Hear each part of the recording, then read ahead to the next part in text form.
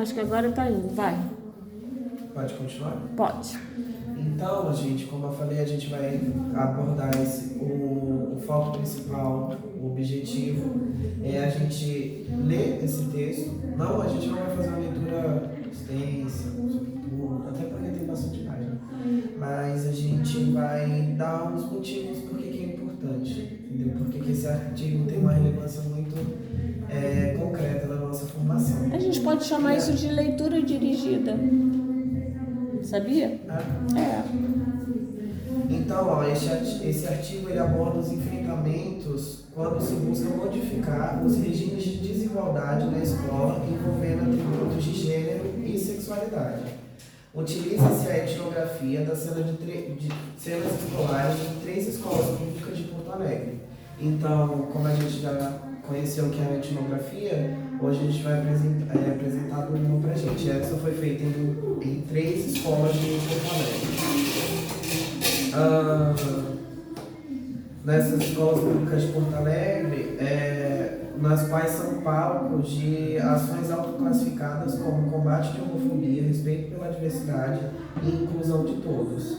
Não se trata de fazer uma avaliação, ele deixa bem claro isso, até se eu não me engano está no resumo do artigo, né? Que não se trata de fazer uma... Não, estou falando para a gente ficar ligado nisso, isso é muito importante. Não se trata de fazer uma avaliação. Uma avaliação de políticas públicas, uma vez que há pouca envergadura para o trabalho em campo. Então, o próprio Fernando ele reconhece que não dá as limitações de fazer uma pesquisa sobre um tema que é tão delicado. Então, peraí, deixa eu falar uma coisa importante. Os estudos etnográficos, normalmente, eles são estudos pontuais, né? Você vai estudar uma sala de aula, uma escola, um caso. Isso é bacana, é fantástico. Por quê? Porque você tem a oportunidade de estudar aquele caso com profundidade, tá?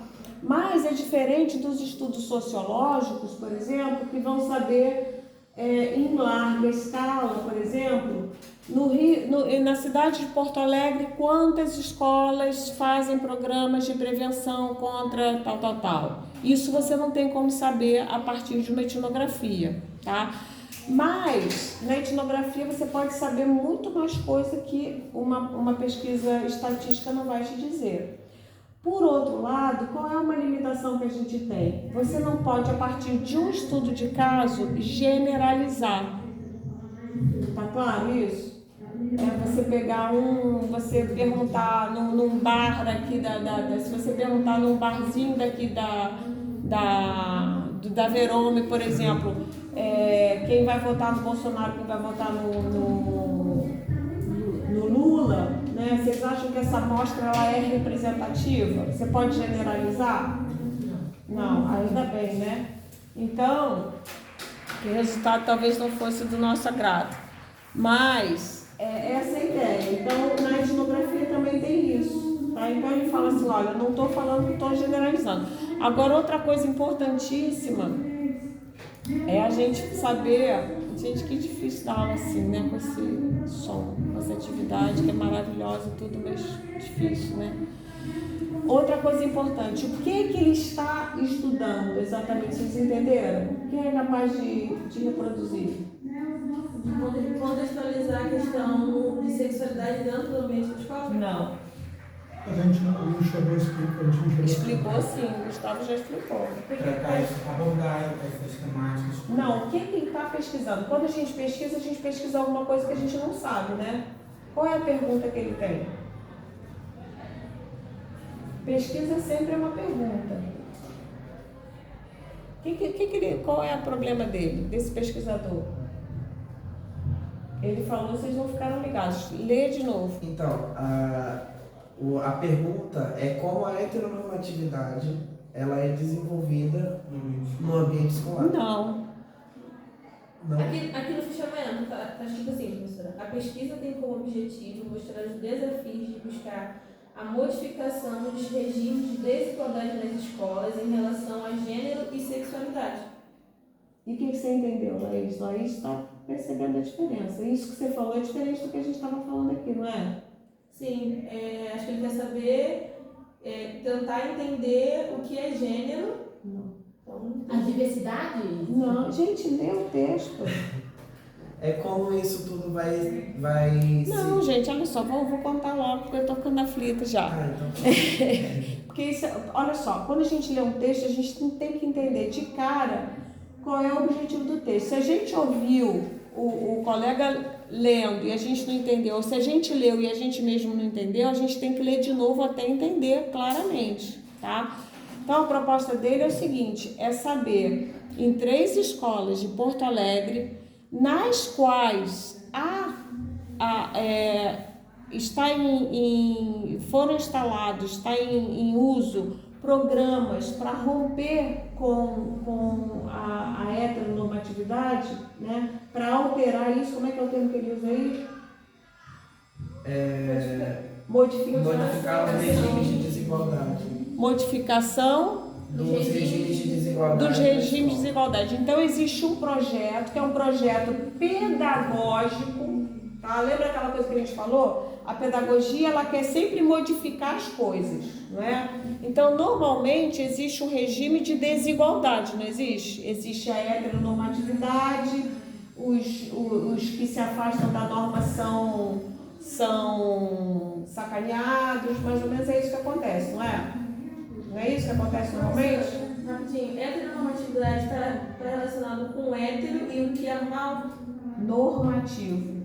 que é mais comum. O que é mais comum. Heteronormatividade significa que a norma é reconhecida como hétero é ser normal, né? Então você cria aquela coisa que a gente falou da alteridade, né? O outro é o outro. Então nós, os héteros e os outros, né? Os que saem, os que se afastam da norma são os outros. Lembra que a gente falou isso?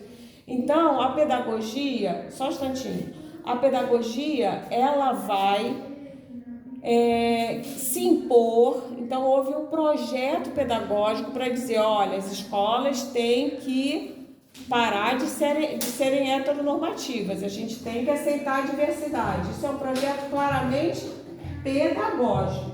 A pedagogia que quer dizer isso não está certo, por exemplo, Lucas, a alimentação tem que ser toda igual, não pode ser diferente, isso aí é coisa de pedagogo, tá? É legal, a gente é pedagogo, a gente quer alterar o mundo, tá? Mas quando a gente faz isso, a gente está colonizando, né? Porque as coisas são como são e a gente chega lá e fala, não, agora não pode bater, amiguinho tem que brincar, menino pode brincar com boneca. A gente quer mudar as coisas, porque o menino não vai brincar com boneca até que o pedagogo diga que ele pode brincar com a boneca, mais ou menos isso, tá? Enquanto, só completar esse raciocínio, enquanto que a antropologia, o que ela faz? Ela não quer interferir em nada, ela só quer entender como a coisa acontece. Então, nesse caso aí, o que eles querem entender? Como é que esse projeto pedagógico cai na escola, tá? E funciona, não funciona, vai dar certo, não vai dar certo, tem que dar certo, tem que dar errado. Tá entendendo o que ele vai fazer? Ele vai estudar esse negócio aí. Fala. Ok. Peraí, não, Cássio queria falar um tempão, fala. Porque assim, tem uma parte do trabalho que a gente vai fazer uma dinâmica com a classe para explicar todos esses termos que talvez vai esclarecer isso que você... Mas a gente saber qual é o objetivo do texto, é a primeira coisa que a gente tem que Então, apresentar. deixa eu terminar, depois eu entro nisso. Vai. Com certeza. E como a professora já deu uma breve explicação, né, sobre a questão, então é justamente isso. Ele vai abordar em 3 escolas de como a modificação de regimes que é considerado norma e ele vai capturar justamente isso, a reação dos agentes sobre o tema, entendeu? Uhum. Então, só continuando a leitura... Essa tentativa de modificação, né? Sim. Que a pedagogia sempre tenta... Isso, até no texto antes, o Fernando ele vai explicar, o professor Cef, ele vai explicar de como isso se deu, como esse movimento de querer modificar isso se deu. E além de iniciativas escolares, ele também fala que isso é respaldado em lei, até pela Constituição, porque, se eu não me engano, não vou lembrar o artigo, mas tem um artigo da Constituição que ele fala que tem que ter a pluralidade de ideias, principalmente no ambiente escolar. E isso também vem da LDB, e foi assim que foram construídas essas políticas, por exemplo, do Brasil Sem Homofobia. Okay? Então, esse é o programa pedagógico que está sendo estudado, o Brasil Sem Homofobia, entenderam? Eles estão querendo saber como é que é o Brasil sem homofobia na prática, porque nos projetos falam assim, estamos fazendo uma campanha linda, maravilhosa, Brasil sem homofobia, as escolas de Porto Alegre aderiram ao projeto, ai que bom, que interessante, né? Aí o antropólogo vai lá, o Fernando, entra na escola que aderiu ao projeto, né? Brasil sem homofobia, e vai ver como é que funciona na real. Quem é que pode fazer isso? O sociólogo? Só se for um sociólogo antropólogo, né? Um psicólogo? Não é a praia do psicólogo, né? A pessoa realmente mais com as melhores ferramentas para estudar esse tipo de questão é o antropólogo da educação, né? E vocês vão perceber que durante o texto, essa etnografia vem daquilo que a gente falou na última aula sobre aquela etnografia participativa. Então o Fernando ele estava lá, ele vivenciou, ele escutou, ele viu e ele formulou esses casos. Então ao decorrer do texto, esse texto é dividido em 3 partes, ok? Que na primeira vai percorrer esse parte da complexa discussão conceitual e política que hoje envolve categorias como diferença, diversidade, inclusão, igualdade, desigualdade, em articulação com as categorias do campo específico, gênero, sexualidade e masculinidades no espaço escolar, masculinidades no plural, ok? Na segunda unidade, ele explicita o método de etnografia de cenas escolares, situando o contexto das escolas e dos grupos de alunos. Então ele vai ser muito específico sobre o que ele está falando, com quem ele está falando, em qual local ele está falando. Ele vai descrever, ele vai fazer uma coisa que a gente viu na semana passada, que o Gertz chama de descrição densa. Essas cenas, ele não cria, ele descreve, né, cenas que ele viu numa escola que adota esse programa do Brasil Sem Homofobia, né?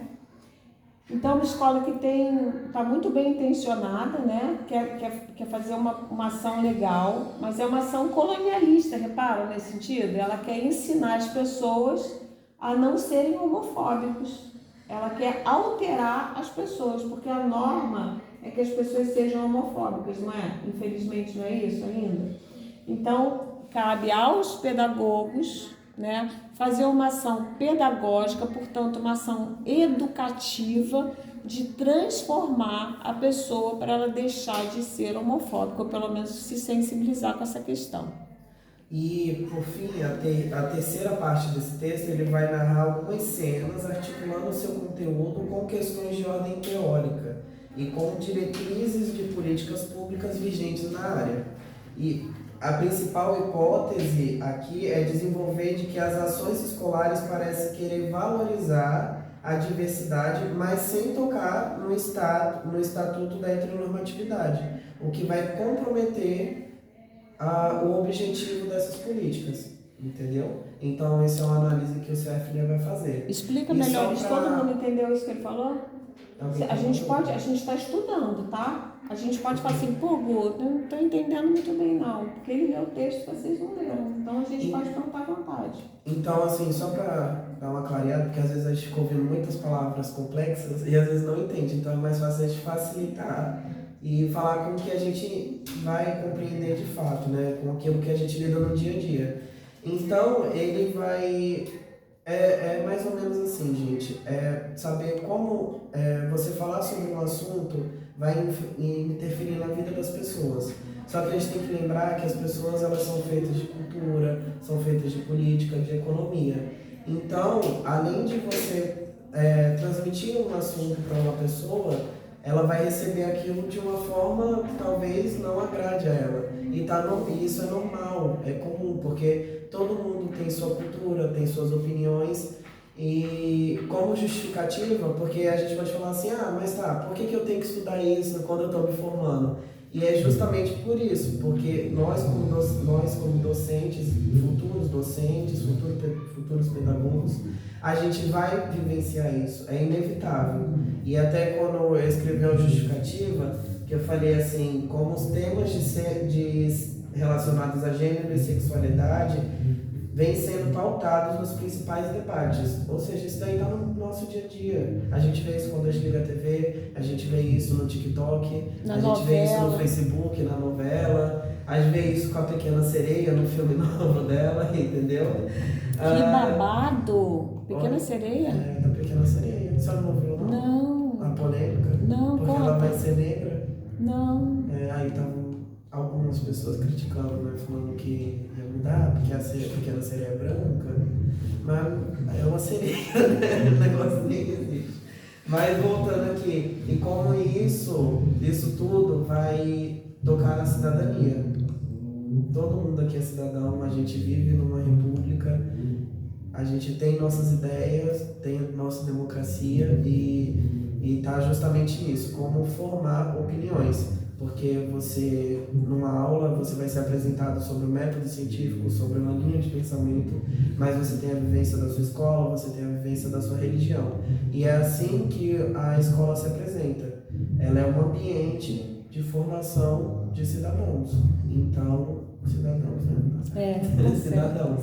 Então, além da escola, a criança ela vai ter a sua família, a sua religião. Então, falar sobre heteronormatividade, questionar a heteronormatividade, não quer dizer que a gente vai mudar a opinião dela ali na hora. Vamos pensar um negócio aqui, eu estou pensando, muito interessante isso, né, da escola, porque olha só, vamos ver se vocês entendem o problema.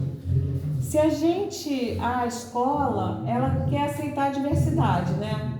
Mas se ela aceita totalmente a diversidade, vocês reparam que ela perde a função dela? Não? Não reparam isso? Não?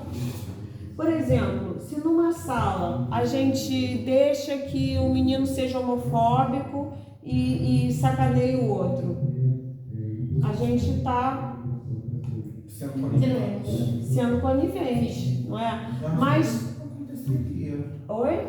Acho que nesse caso não aconteceria, né? Porque, por exemplo, aqui na sala. A gente não aceita. Fala. Nós somos pessoas politizadas, como ele falou, pessoas que têm conhecimento de cultura, né? Por exemplo, a Cassiane está sendo homofóbica comigo. Eu acho que nós não permitiríamos isso, sabe? Interviríamos de alguma forma, entendeu? Não para tentar mudar o pensamento dela, porque eu acho que ninguém consegue mudar o pensamento de outra. Não? Mas não é esse o plano do civilizatório? Eu acho que não. É o outro tentar botar no outro, embutir no outro, ele é respeitar o direito do outro exercer livremente a seu papel de cidadão. Não incutir, tentar fazer mudar os pensamentos dele. E conscientizar é o quê? É isso. Não. Conscientizar é o quê? Conscientizar. Se está errado, É você mudar? É claro.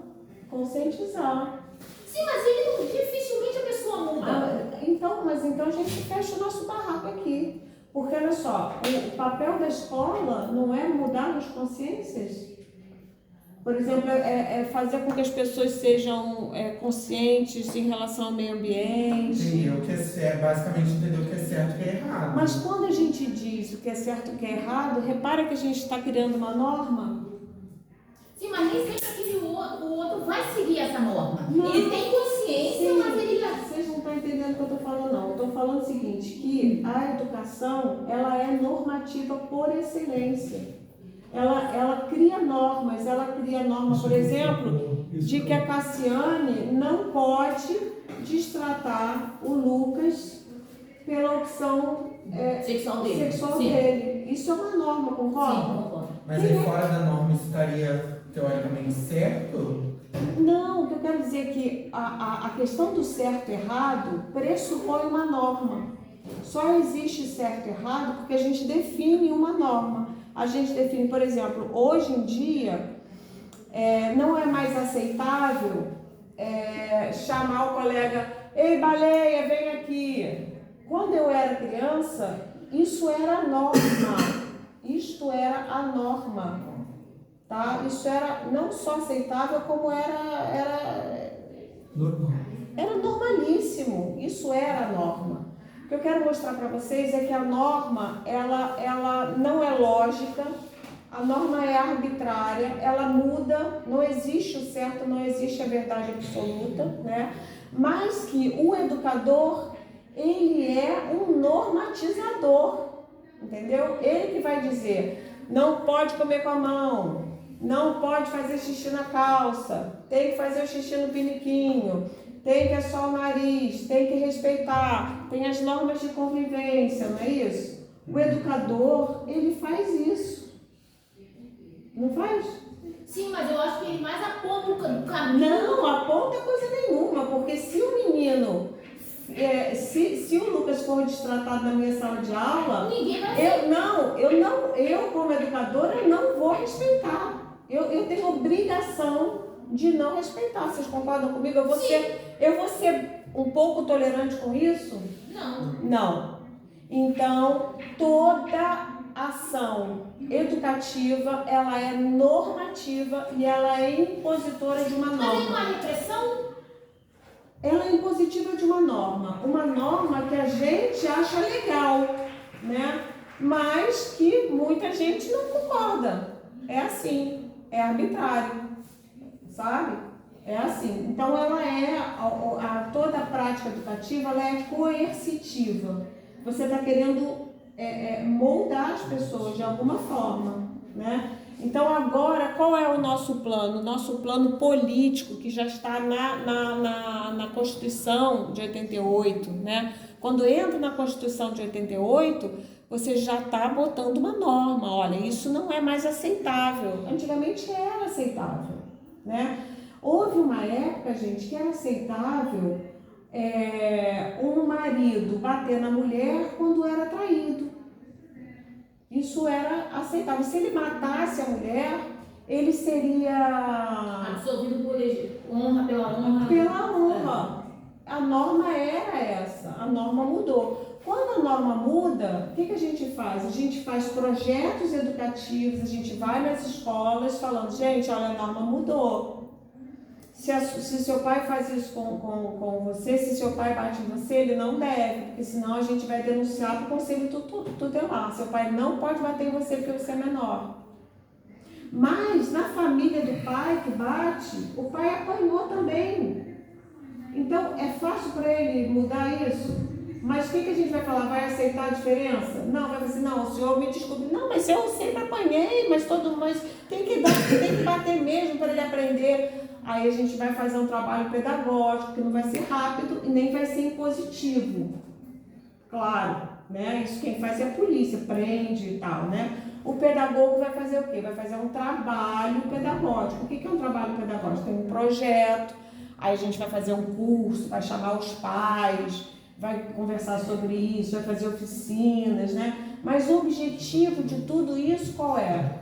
Você vai falar? Hein, gente? De mudar a forma da conscientização. Claro, conscientizar, transformar o outro indivíduo naquela para maneira aquilo que a gente acha que é o certo, que é não bater no filho. Tudo bem? Tá?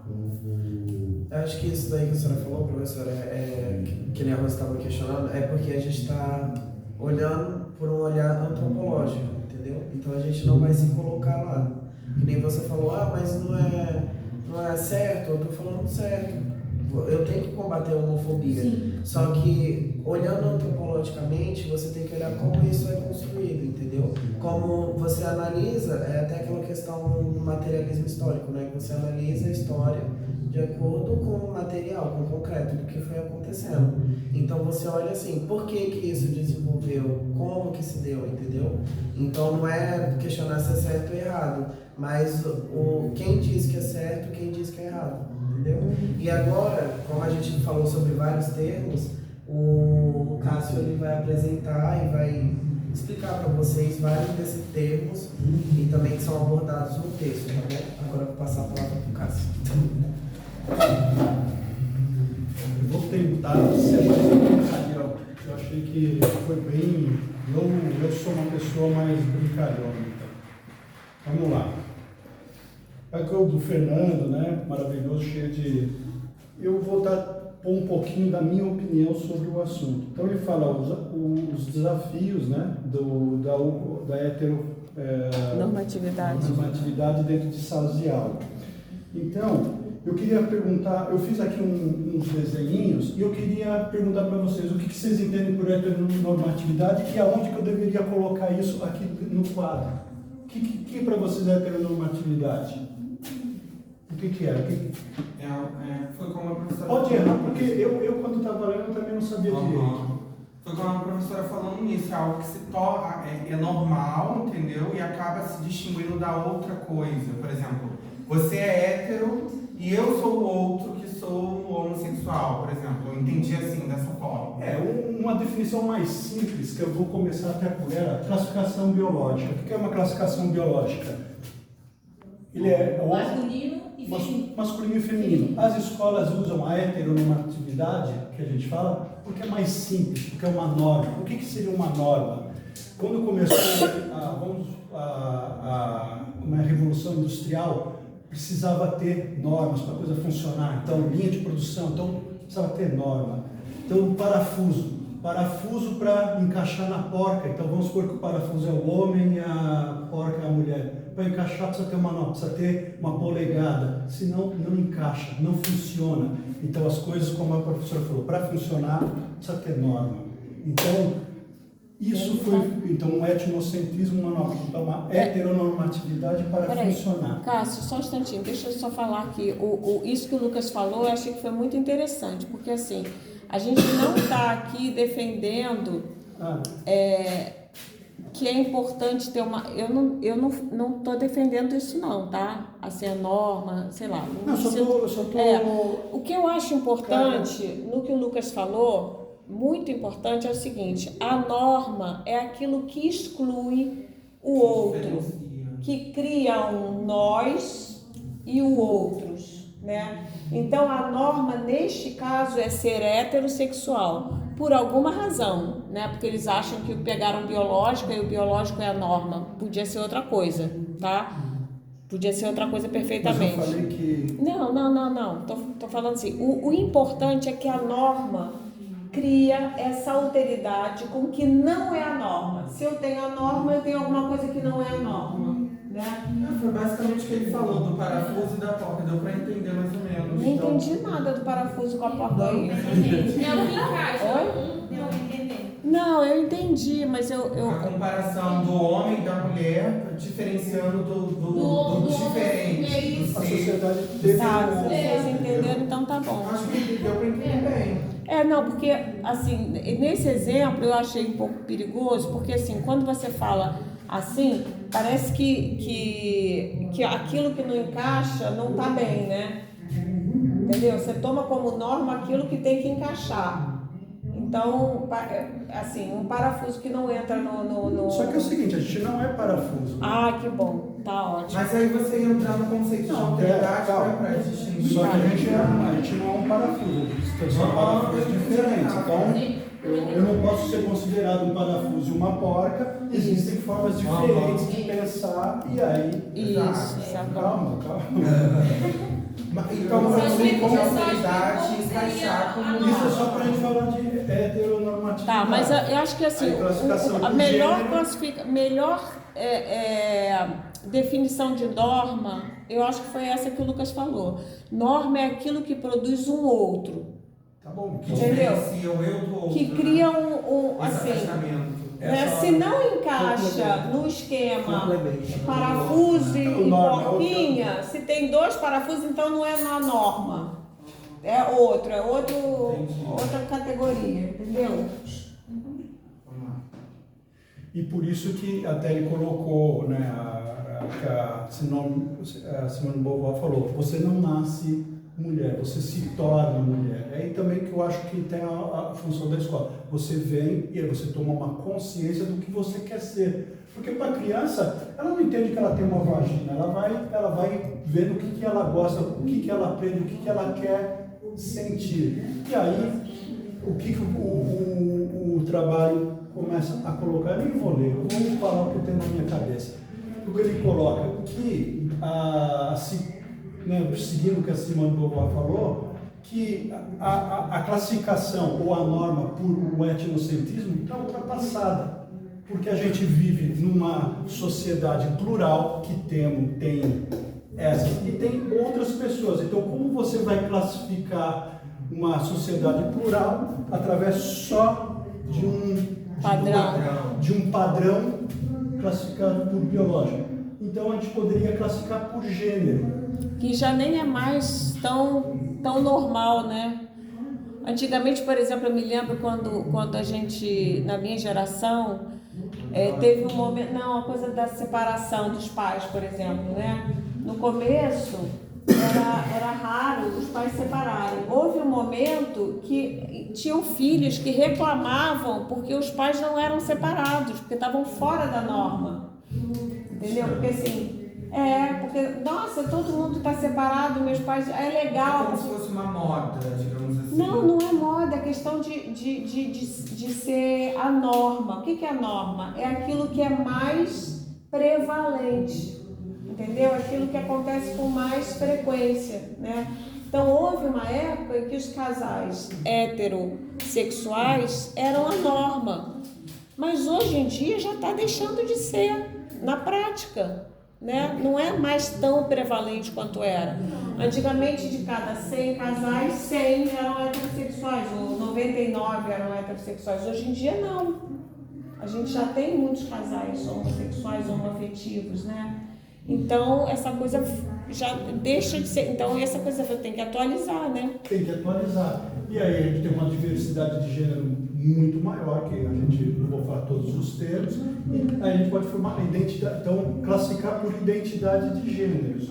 E aí eu vou fazer assim, então eu vou fazer uma brincadeira. Eu trouxe um negocinho para vocês para ver se o que vocês... Um quebra-gelo? Um quebra-gelo, vamos ver. Vamos rir um pouco. Eu gosto de tocar assim.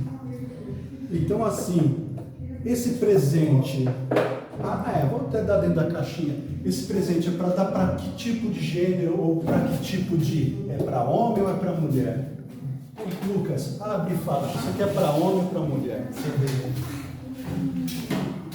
Vamos ver se você é preconceituoso. Fica aqui pertinho, Lucas. Fica aqui para as câmeras. É para mostrar para todo mundo? Nossa, Fala assim, não.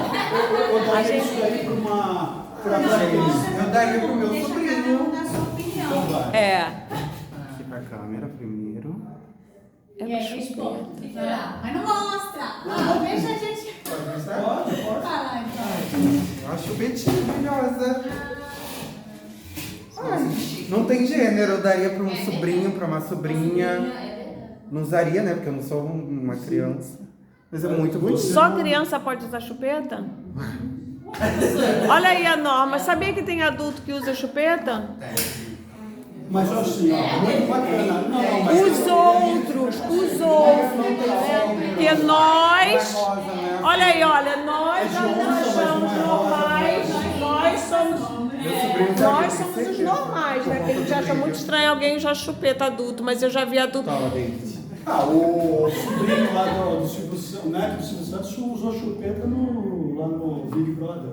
Ai, gente, coragem. Que noção. Olha que etnocentrismo, olha. Vocês querem ver? Gente, que legal. Nunca tinha visto uma chupeta. tão chique, né? É, o chupeta é chique. Eu daria super Oncinha. O que você acha, Laís?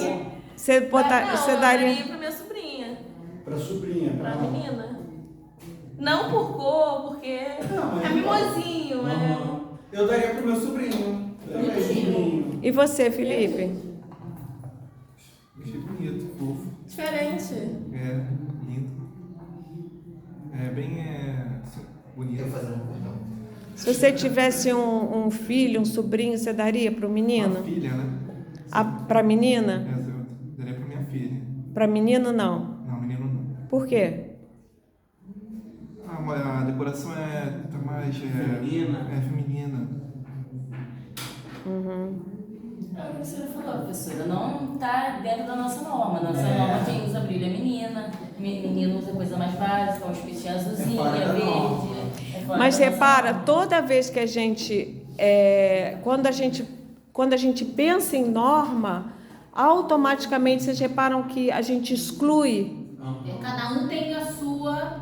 a gente ideia. exclui, né? A norma cria exclusão, cria inclusão e exclusão ao mesmo Por tempo. mais que a gente respeite, vai sempre ter essa questão de excluir, de achar estranho, de achar... Aí entra aquela história, tem uma alteridade. Sim. A gente pode até lidar com ela de uma maneira condescendente. Nossa, ele veio com aquela chupeta, né? Tal. Mas, no fundo, Sim. entre nós, a gente pode, depois que a pessoa sair com o bebê com a chupeta, a gente pode comentar, gente, você viu? Que ridículo. Entre nós, porque nós somos civilizados, né? A gente não é inocente, mas no fundo a gente é também, né? A gente esperou os outros irem embora para... É isso que eu quis trazer, é o seguinte, quais são os apuros que os professores passam? Então, em Porto Alegre, ele falou, Brasil sem homofobia. Se bem que essa lei ela foi feita pelo Ministério da Saúde, não tem para a educação estatal. E, então, as escolas que foram, estudadas, então fizeram campanhas anti-homofobia e os professores passaram apertado. Por quê? Porque os alunos, no íntimo, também têm essa norma arraigada. Família tem, a diretoria tem, a igreja ou a sociedade onde O ela motorista está, do ônibus, tem o baleiro. E aí, nesse ponto, o Gustavo vai mostrar, você vai falar, né? Então, quais são, ou você quer que eu fale? Pode continuar. Tá indo muito bem. Vou falar de forma bem simples, porque, tem uns casos que eu achei muito chocante. Então, um que eu achei muito chocante foi o seguinte, um professor foi fazer uma peça de teatro. Então, ele chamou os amiguinhos e falou assim, olha, tá aqui a peça, vocês podem escolher a fantasia. Aí o Renato levantou e pegou uma fantasia de fada e falou, professora, eu vou ser essa personagem. A professora falou, não, mas você não pode, troca. Então eu pergunto para vocês, você faria isso com o Renato ou não? Você deixaria? Tchan, tchan, tchan, tchan. Eu deixaria. Mas você entendeu que ela interveio, porque ela falou assim, puxa, eu não sei como aqui o resto Ela não soube lidar com a situação. Ela não soube A lidar. questão da interpretação. Ela usou o Com saber medo. dela. Ela utilizou de um medo, entendeu? O que os outros vão pensar se o meu aluno estiver usando uma roupa de fada sendo um menino? Então, e os responsáveis dessa criança, sabe? Pode vir me Se cobrar. os responsáveis não deixam ele vir Fora pra casa. isso, tem o com fato isso. do poste. Vai Exato. sentar lá na Sim. frente para apresentar. Ai, viadinho. Aí o público mesmo começa a apontar o dedo e dizer, nossa, aquelas pessoas que são mais, têm mais preconceito, vai começar a dizer, meu filho eu já não quero mais aqui. É. Aí a situação. Que foge da Aí norma. já sai. Foge da norma. Outras famílias vão falar, poxa, eu não quero, vou tirar meu filho desse colégio. Então, toda uma... E outra, ele mostrou também que muitos professores, ele comenta isso, falou assim, a sala de aula era para ser um laboratório de desenvolvimento de conscientização, tanto dos alunos quanto do professor. E hoje ele funciona como um estacionamento. Então vem uma nova ideia, ou vem um aluno com um progresso, e ele engessa, ou normatiza, ou ele fala assim, peraí, eu vou brecar essa nova tendência. Então, e ele pega... Ou transforma a nova tendência em norma. E que cria... Repara, quando eu transformo qualquer coisa em norma, mesmo que seja uma coisa legal, eu estou excluindo. Ele colocou que ele não põe para frente, que a pessoa fica lamentando um trabalho dele, que ele ficou entristecido por isso. Não em todas as colégios, mas nesse caso. Quer colocar os outros? Claro. Eu acho que você vai colocar melhor, porque os outros são mais chocantes. Então, como o Cássio muito bem explicou sobre essa questão da norma, e o surpreendente quando a gente começou a desenvolver esse trabalho é como você pensa diferente do outro. Eu tive uma leitura totalmente diferente do Cássio. O Cássio, eu sou um homem homossexual casado com um outro homem. O Cássio é um cara hétero. Então imagina assim, o tanto de diversidade, o tanto de ideia que eles têm sobre um único tema, entendeu? E como é importante a gente dividir e compartilhar. Porque nós vivemos numa democracia. E até falando assim, qual foi a coisa mais concreta, porque quando a gente vai votar para deputado, principalmente deputado estadual e deputado federal, a gente olha e fala assim, mas esse cara não deveria estar lá, esse cara não deveria fazer isso. É um etnocentrismo. Porque a gente tem que entender que o outro também tem uma opinião. Quer falar alguma coisa? É só para fazer um link com o que vocês estão falando, que agora eu peguei o feeling da coisa. Por exemplo, assim, para a presidência nós temos competindo o Lula, Bolsonaro, a Tebet, o Ciro, o Pereira Pararapondus. Só que não existem só esses candidatos. Temos outros candidatos também. Eu estava vendo que tem um candidato da UP, que é a Unidade Popular, que os vídeos dele estão bombando na internet, que é um cara super, povão, entendeu? E é isso, não chamam esse cara para o debate, entende? Não chamam ele para ir na televisão, por quê? Ele foge da norma. A norma seria, no caso, Bolsonaro, Lula, que estão sempre, sabe, nessa A regra é se eles chegam a pontuar. Isso, Mas tem uma lógica. Mas por que tem essa exclusão? Mas exatamente, por quê? Posso te responder? Pode. Mas eu vou responder como publicitário, que eu até coloquei no trabalho aqui no começo. Vamos supor, hoje as escolas estão começando a dar voz às minorias, principalmente a homossexualidade. E por quê? Por que você acha que está dando, Lucas? Repete não. Por que estão dando voz à homossexualidade? Porque eles acham vocês bonitos? Por que então? Porque isso é uma coisa que meio que estão tendo que engolir, entende? Não, porque vocês estão ficando importantes no mercado. Seguinte, vamos supor, como é que chama aquele artista que morreu lá, o Paulo Gustavo, é uma família constituída e bem. Então, existem hoje uma gama de homossexuais forte, tem um mercado forte. Então, mercado consumidor. Um mercado consumidor. Então, o mercado falou assim, cara, eles não são mais desprezíveis, são pessoas que devem ser... Estão inseridas na sociedade, que estão tendo voz. Isso, não, mas não de uma forma como você está pensando inserida, não só de uma forma cidadã. Que faça a economia girar. No caso, agora a gente está vendendo, né? No caso, está vendendo. E o público está querendo comprar, então eles estão inserindo a gente basicamente para isso, exatamente. Então, o Lula, quando eu era criança, meu pai tinha ele chegou a fazer piquete na frente da... ninguém falava, mas hoje o Lula, o cara movimenta milhões. Hoje o cara é escutado, porque o mercado é igual ao Instagram. Eu tenho quantos seguidores? Eu não tenho nem 200. Eu não existo. Agora, se pegar a Virgínia, quantos milhões? Ela existe. Marília Mendonça. Aquele mão na luva, como é que chama? Luva de pedreiro. Luva de pedreiro. Luva de pedreiro existe. Então, assim, quem manda é o mercado. Do nada.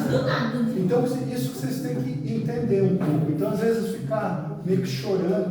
Porque eu sou minoria. Não, você não é minoria. Vocês têm que entender. Porque eu estava vendo ontem um vídeo sobre homossexualidade e essa heteronormatividade existe entre vocês. Existe um preconceito, porque existe o homossexual que é fortinho, bem sucedido e que é o cara que está bombando. E existe o gay que ele fracassado. Não é fracassado, que escuta música que não é o funk, não é o cara... E ele é excluído. Que tem um trabalho subalterno e tal, e ele é excluído da própria sociedade homossexual. E ele falou, e o cara, eu não sei se ele era psicólogo, ele falou assim, eu não sei o que eu atender esse pessoal. Então ele falou, dentro da própria da nossa sociedade existe uma alteridade. Está vivendo uma bolha, né? Uma bolha. Bom, e eu estou impressionado como o hétero explicou perfeitamente o que a gente vive, né? Caraca, E olha como é que a minha filha tem muitos amigos gays, né? E é muito engraçado. Tem um que é amigo desde pequeno, a gente vai muito lá em casa. E é muito engraçado. Uma vez ele foi lá em casa e eles resolveram ir à praia e não tinha short para ele ir à praia. Aí eu falei, uso do meu marido, uso do Pepe. Ele disse, não vou com esse não, super hétero. Que vergonha, não vou com esse short ridículo, super hétero. Aí eu falei, cara, tem isso? Sunga hétero? Eu falei, claro, eu vou com essa sunga hétero de jeito nenhum que eu vou à praia com essa sunga hétero. Eu achei muito engraçado. Então, assim, o que vai variando é quem são nós, quem são eles. Isso é relativo, né? Porque às vezes a gente é nós e às vezes a gente é eles. Para os outros, a gente é eles, né? Eu tenho pessoas da minha família que me olham como se fossem os outros, entendeu? Essa gente que fica estudando, por exemplo. E olha, e olha assim, ai, caraca, não tem mais nada que fazer não, sabe? Tá ficando barrigudona, também não faz nada, só fica em casa no computador. Nossa, Deus me livre, nossa, que horror essa gente que fica estudando, né? Então, é muito legal a gente pensar nisso, né? A gente não se dá conta de como essa coisa da norma produz procedimentos de exclusão, conforme o Foucault chamava. São procedimentos de exclusão. Toda vez que você cria uma norma, você cria uma exclusão. Por exemplo, se a norma é entrar na escola de calça de tergal, na minha escola eu tinha que usar a calça de tergal. Nem existe não. Aí a gente fez aí se a gente aí a gente queria fazer a luta para poder entrar de calça jeans, entendeu? Que a gente não queria andar de calça de tergal, por quê? Porque a cultura jovem, para a cultura jovem, a calça de tergal era um negócio cafona, entendeu? Feio e brega. Era coisa dos outros, olha aí, olha. De trocador. A gente não queria ser confundido. A gente não queria ser confundido com trocador de ônibus. Sério, professora, que era assim mesmo. Eu aparecia na rodoviária. Uma informação, por favor. Eu falei, minha senhora, eu faço formação de professores, tá? Eu não sou trocador. Olha só, o nós e eles, né? Nós, os que fazem formação de professores, e eles, que são os trocadores. Os pastores também, tá? Os pastores. Gente, uma vez eu fui num evento do sindicato em Brasília, e aí eu tava com uma saia por aqui assim, e estava muito cansada e botei a camiseta do sindicato e estava com o cabelão compridão assim, né? Aí umas 2 pessoas perguntaram se eu era crente. Eu fiquei assim, falei, cara, não, sabe, não sou, né? Mas começaram a me tratar mal porque acharam que eu era crente. Ela é crente. Por uma característica, por uma saia. Sim, mas já criou uma separação, um preconceito. Uma alteridade, um preconceito, tá? Então estão pegando, muito bem. Isso, aí só continuando nessa norma que a gente vive, né? As normas que a gente vive, porque como eu estava explicando sobre a questão democrática, que eu até dei o exemplo das eleições, a gente tem o voto distrital, que é o quê? Uma porcentagem para poder eleger uma assembleia diversa, entendeu? Então isso já é previsto nas nossas normas, né? Essa diversidade. E como que a gente vai lidar com essa diversidade?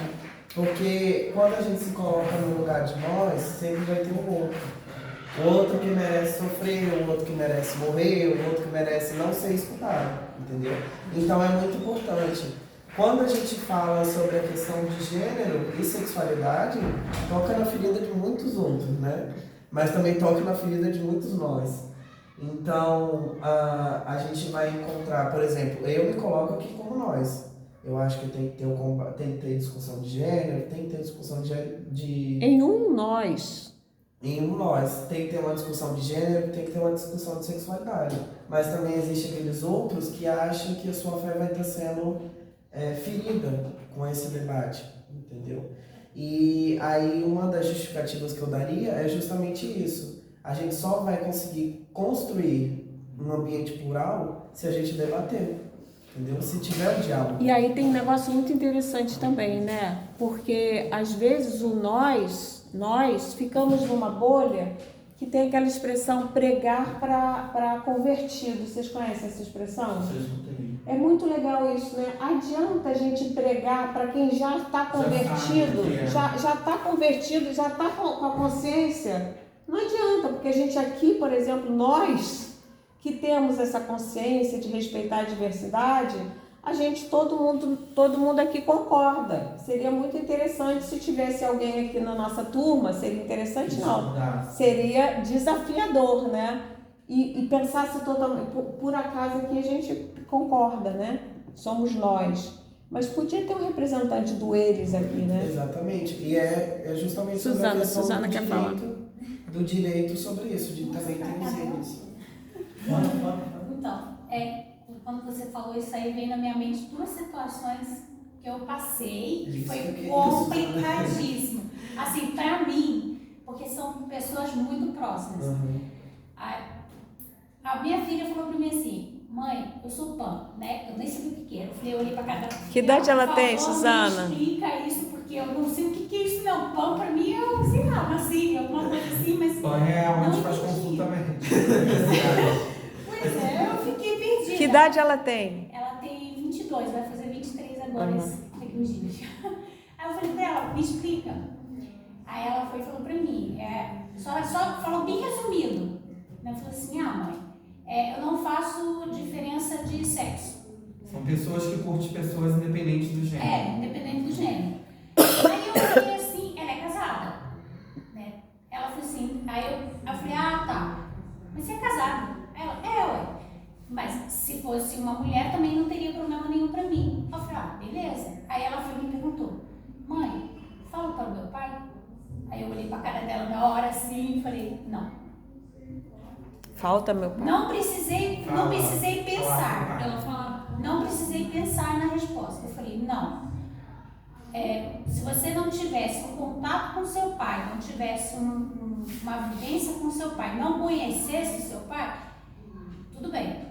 Aí eu não... Seria diferente. Mas do jeito que ele foi criado, da forma como ele foi, aquela coisa evangélica, aquela coisa fechada, aí eu falei assim, não fala nada porque vai ser uma briga dentro da família, a família dele toda é evangélica. Ele não é, mas ele foi criado no meio, então ele tem aquela mente fechada. Ele pode ter amigos que são homossexuais, mas dentro da casa dele, da família dele, dos filhos dele, não é permitido. Tá? B.O. feio. Da norma dele. É a norma dele. Ele criou aquilo, ele não aceita. Inclusive, o meu filho teve uma situação. Ele estava no meio de uns rapazes que são homossexuais. O meu ex-marido só voltou a dar uma surra neles, porque ele não aceitava o fato dele estar aqui presente. E o outro fato é que foi muito recente. Eu tenho um amigo que ele é trans. E a minha irmã é muito evangélica. Ela é daquelas bem difíceis. Ela tem uma mente um pouco mais aberta. E ela foi e começou ela descobriu de um jeito assim, normal, né? Aí ela descobriu, aí ela começou a me questionar. E começou em vez de chamar ele, chamava ela. Aí eu comecei a ficar incomodada. Eu falei, olha, você tem que respeitar as pessoas. É ele, não é ela. Não, pra mim é ela. Eu falei, não é ela, é ele. E tem aparência de ela ou de ele? Ele. Então, assim, foi muito chato. Quer dizer, se ela não soubesse... ela descobriu porque... Se ela não soubesse que era ela não poderia nunca chamar de ele, ela. E a sua irmã já tinha conhecido ele como ele. Como ele. Nunca pegou ele como ela. Não, ele descobriu, ela descobriu quando a gente estava numa fila do posto para tomar vacina. Aí chamou o nome feminino. E na hora, ela ficou olhando para mim assim, mas chamou esse nome. Eu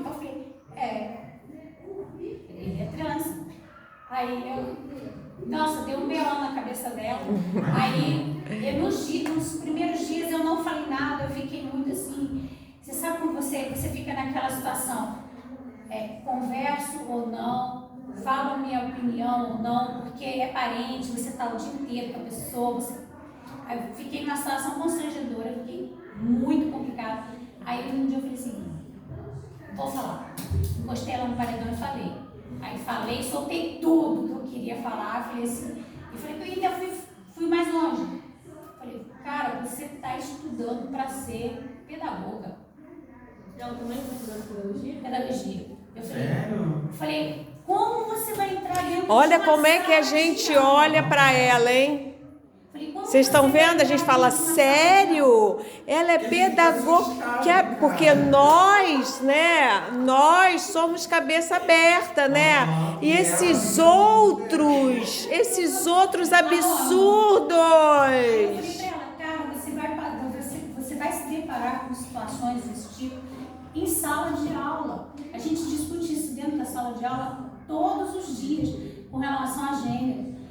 Você vai encontrar crianças que mudaram de sexo, que mudaram de gênero, ou que falam sobre isso. Você tem que aprender a falar sobre isso e você tem que aceitar isso.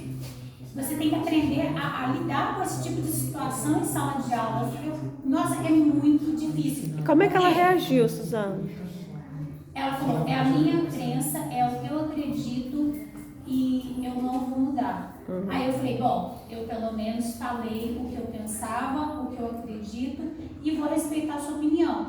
E eu também quero que você respeite a minha e a dele. Aí, Mas você acha a sua posição superior à dela, né? Não achei. Não achei porque assim, ela foi criada desse jeito, eu fui criada desse jeito. A gente muda de acordo com o tempo, com a convivência, Vai se habituando à normalidade. Você vai se adaptando ao meio. Tem pessoas que não têm essa facilidade. Tem pessoas que têm... Que não se deixam alterar. Olha aí a palavra interessante. Alteridade vem de alter, que é o outro, né? E gera uma palavra derivada que é alterar. Alterar significa mudar de posição em função do outro, né? Eu fui até um pouco longe, falei, cara, você é evangélica. Você tem que aprender a amar as pessoas do jeito que são, do jeito que elas escolheram ser, do jeito que elas escolheram viver, do jeito que elas falam, do jeito que elas vivem e ponto. Mas não teve jeito, nem usando a psicologia. Ela não quer se alterar. Com relação a isso, não teve jeito, não passou disso. Um caso isolado também que aconteceu, eu vou falar bem rápido. Tá? Pode gravar. Pode falar demorado. Vou mostrar isso pra minha mãe. Eu sempre fui um adolescente, não muito rebelde, mas muito pra frente. Eu sempre gostei de sair com meus amigos. Sempre fui no centro espírita escondido da minha mãe, tá, Vânia? Eu sempre ia pro centro espírita escondido porque eu gostava, entendeu? Da Umbanda, de estar ali junto com os outros, servindo, auxiliando. E a minha mãe sempre tinha muito preconceito com essa questão do filho dela estar dentro de um centro espírita. Entendeu? Ela já não me engolia muito porque eu era gay. Cara, olha, não sei o que aconteceu com a minha mãe. Deu um start nela. Ela sempre falava, porque fulano é macumbeira. Fala, cara, não é macumbeira. Você está sendo intolerante. Você está sendo uma pessoa intolerante. Sempre explicava para ela, tentava dar o máximo, sabe? E ela nunca aceitou. Tentava colonizar ela. Colonizar, exatamente. Pro bem, O né? certo, Porque é o pro certo. nosso, né? O nosso é o que a gente pensa é o certo, né? Aí, eu fui sair de casa, contei pra ela, né, que eu era homossexual, contei toda a história, contextualizei, ela me aceitou de boas. Mas antes já sofri ameaças da parte da minha mãe, inclusive falou barbaridades, enfim. E hoje, eu como uma pessoa bem posicionada dentro de casa, com a minha religião, ela sabe qual religião eu sigo, e pra ela hoje tá tudo bem. E hoje a minha mãe se vê dentro de um centro espírita, ela frequenta com meu irmão, que tem 18 anos, tá? E está sendo iniciado, ele já é Ogã dentro do Seu processo, o processo civilizatório que você empreendeu foi bem sucedido. Sim, porque ela começou a aceitar essas características e ela aprendeu a lidar com a norma. digamos assim, entendeu? Antes, para ela, esse processo foi muito árduo, foi dolorido, ela não aceitava. Só que isso é uma coisa que já está no nosso meio, sabe? É uma coisa que é tão natural que para ela, tipo assim, pô, vou respeitar, é a sua opinião, é a sua decisão, é o nós pensando no outro. Na minha visão, eu vejo assim, sabe? Não é pensando no nós excluindo o outro. É tipo, o Cássio é heterossexual, a gente teve até uma discussão ferrenha no primeiro período, entendeu? Porque a gente não se dava muito bem, só que é isso, é ele me respeitando e eu respeitando ele, é o nós pelos outros, entende? É basicamente assim.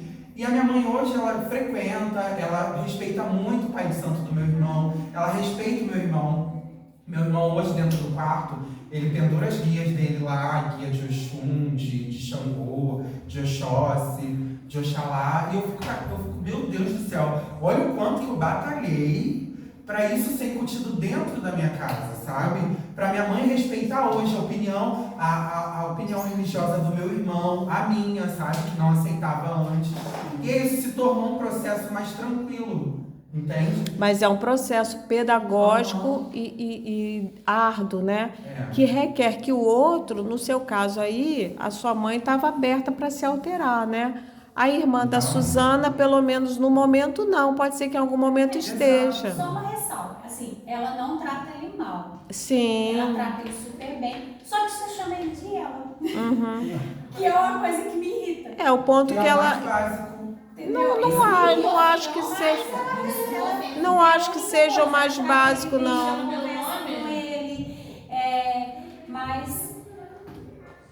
Mas é um ponto que ela tá.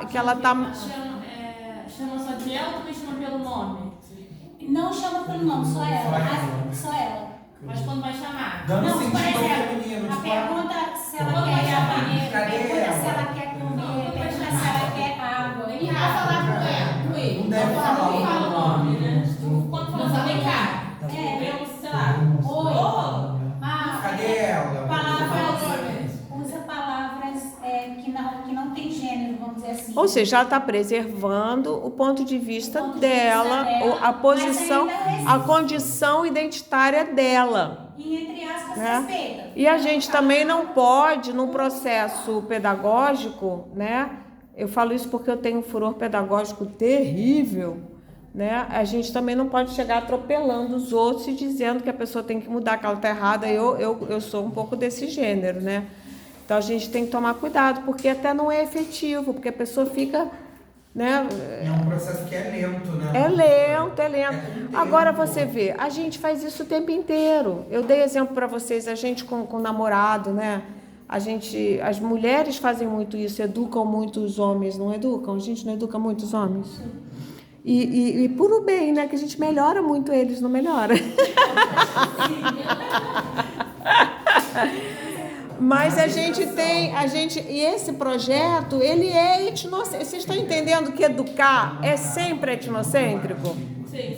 É sempre, porque a gente quer o melhor para a pessoa, né? O espírito é que nem a catequese, né? A catequese também, a pessoa vai trazer a palavra do Senhor, ela está achando que está fazendo uma coisa muito boa, né? Ela quer mudar o outro, se o outro topar bem, né? Então vamos lá, continuando. Vamos lá. E, gente, muito obrigado pela participação, tá? Isso daí é fundamental para a gente poder construir a linha de pensamento que a gente está tentando desenvolver aqui. Vocês estão ajudando bastante. E é isso, com troca, a gente vai ficando melhor o conhecimento, sabe? A gente vai compreendendo. Agora, se a gente cria, mesmo havendo esse nós e ele separado, se a gente consegue, pelo menos, manter alguma conversa, né? Que ela receba ele em casa, ele e chame de ela. Isso já é uma ponte, já é uma permeabilidade entre as bolhas. O ruim é quando as bolhas são completamente impermeáveis, se chocam e não deixa passar nada. Tudo que é estrangeiro, tudo que é do outro, não pode. Se a pessoa faz o arroz de um jeito diferente, vocês conhecem gente assim? Aí não pode. Ah, não, arroz tem que ser assim. Sem ser nome. Arroz não se lava. Arroz não se lava. Pasta de dente tem que ser apertada assim. Tem gente que não Ai, da antropologia, a gente começa a olhar, entender de outra forma, ter um olhar diferente. Aí pensa, não, tô sendo etnocêntrica, tem que ser mais. Não, mas assim, o etnocentrismo, gente, olha só. Não, sim, é só uma questão de a gente começa a observar, pensar. Nessa Sim. questão antropológica. Sim. Não tinha. Não, ainda bem. Né? Eu estou educando vocês. Agora, câmera woman, volta pra cá. Eu tô gostando da minha função de câmera woman. Perfeito. E aí, gente, como eu estava falando, como é importante a gente discutir isso, porque até o preceito de universidade engloba isso, né? A gente Muito bem pensado. Debater, a mostrar ideias, pensamentos, construir teorias. Né? E vocês perceberam que quando vocês foram falando, e eu fui anotando algumas palavras aqui, como a gente constrói essas narrativas no nosso dia a dia. Entendeu? Como a gente diferencia o nós daquilo que é... Como a gente compara nós, que somos nativos, daquilo que é exótico dos outros, entendeu? Como o que é natural, o que é natural, o que realmente é natural. Então, vocês conseguiram entender que norma é uma coisa construída. A norma vai ser totalmente influenciada pela cultura, pela religião, pela economia, pela política. Porque isso é natural. Natural do ser humano. Natural da vida humana, né? Isso, exatamente. Para a gente se desenvolver. Eu vou perguntar para você, mas a professora provavelmente vai poder responder melhor. Eu poderia falar assim, norma é aquilo que segrega, que faz essa separação, essa divisão, seria certo? Eu posso responder? Claro. Então, quando você fala norma, aquilo que segrega, você tem que entender que isso daqui é um olhar antropológico, entendeu? Então, até pra gente poder entender isso, que é uma coisa muito abstrata. Mas a gente esquece que a gente está vivenciando aqui, né? Então, vou dar um exemplo. Aqui, quando começou a aula, que estava o som alto. A gente está segregando, porque a gente entendeu por uma concepção de norma, isso daqui é normalidade, que aquilo está atrapalhando a gente de alguma forma. E está fora da norma, né? Que tá fora da a norma na universidade é essa situação. É sala de aula. Sala de aula. Então aquilo ali está fora da norma. Atrapalha. Isso. Mas então sim, a norma é uma criação, como o Foucault vai desenvolver, que realmente segrega. Só que a gente tem que ter consciência que a gente está ali. É inerente. E às vezes a gente também não está, outra coisa muito importante, consciente, entendeu? Então, quando a gente fala de cultura, de alteridade, de nós, outros, etnocentrismo, relativismo, isso daqui, gente, é no nosso dia a dia, entendeu? É a gente assistir um determinado jornal que vai exibir uma opinião, é a gente consumir determinadas músicas, consumir determinada cultura, entendeu? Então, isso tudo está muito relacionado. E está relacionado também à questão econômica. Como o Cássio muito bem falou sobre a questão do mercado. Como a escola tem um papel que é essas coisas, coisa bonita de vamos criar cidadãos, vamos desenvolver linhas de pensamento, coisa. Mas quando na realidade, pensando no materialismo histórico, a escola é uma preparação para o mercado. Então todas as demandas que o mercado estabelecer como norma vai ser atendidas pela escola. Então, por exemplo, que nem ele falou, da questão de a escola está a serviço do mercado. Exatamente. Né? E aí a gente pensa, isso está certo, está errado? É assim. É construção, entendeu? É assim. Então, a gente sentar enfileirado, a gente, por exemplo, vir de uniforme, toda uma preparação para o mercado. E tudo aquilo que ele demandar. Tem uma frase muito boa, que fala assim, é do Carlos Drummond de Andrade. Eu não vou saber, que ele fala justamente dessa questão do brincar, né? Eu vou fugir um pouquinho do contexto, mas ele fala do brincar. E se a gente criar alunos, né, que sentam enfileirados, eu tenho essa frase. Busca. O Google é maravilhoso, né? Até no Instagram. Eu amo o Google. Mas vai falando, o que você... Não, dessa questão de sentar enfileirado, que tá na norma. Por exemplo, o brincar. no recreio. As crianças hoje têm um tempo determinado de recreio. E se esse tempo fosse mais amplo, para dar mais espaço para essas crianças brincarem? Porque o brincar também é importante, o aprender também. O que está dentro de sala de aula é muito interessante, sabe? É de extrema relevância para a criança, mas o brincar também. E às vezes a gente acaba anulando, sabe? Essa questão. O brincar, vamos sair daqui da sala, vamos sair desse espaço, vamos lá para a tenda. A apresentação do seminário vai ser lá na tenda, entendeu? É fugir dessa norma, desse padrão. Eu vou pegar a frase. Mas às vezes também cria a norma de que tudo tem que ser na tenda, né? Também rola isso. Não tem como a gente apresentar uma dinâmica aqui dentro da sala, por exemplo. Tem. Mas dinâmica não dá para apresentar aqui. Dá sim, é só mudar as cadeiras. Eu sempre mudei as cadeiras. Eu desisti de mudar as cadeiras, porque eu mudo as cadeiras, depois 3 cadeiras estão todas assim, enfileiradas de novo. A frase é assim, brincar com criança não é perder tempo, é ganhá-lo. Alguém me ligando na hora. Se é triste ver meninos sem escola, mais triste ainda é vê-los sentados, enfileirados em sala sem ar, com exercícios estéreis, sem valor para a formação do homem. Carlos Drummond de Andrade. Será que foi ele mesmo? Oi? Será que foi ele mesmo? Professor, peguei Não, só porque você sabe que tem, nem sempre é, né? Mas enfim, com certeza. Então, para poder a gente começar a dar um encaminhamento para o final, então a gente chegou à concepção que norma é uma construção e que a heteronormatividade faz parte de uma norma. E então, quando o CEFNE ele começou a observar, o que se espera? Qual vai ser a reação dos alunos? Qual o objetivo? A gente entendeu que o objetivo dessas políticas é conscientizar. Então, é gerar o respeito através de um viés ideológico. Essa ideologia faz parte de uma construção política? Faz. Essa construção pode ser social? Com certeza, entendeu? Isso daí está inerente. Só que como os agentes, ou seja, as pessoas, os alunos, os professores vão reagir a isso? E aí a gente tem aquilo que é o ideal e tem aquilo que é o concreto. Então eu vou dar um exemplo assim, para ficar bem específico. Quando a gente fala sobre homofobia na sala de aula, o que vocês esperam que aconteça entre os alunos? Para todo mundo banalizar isso, né? Que seria algo errado. Entendi. Mas não tem alguma... Qual foi a pergunta? Quando a gente aborda os temas sobre homofobia dentro da sala de aula, o que vocês esperam que os alunos façam? Qual o objetivo que você imagina assim, que tem que ser feito para melhorar em relação a isso? Vou reformular.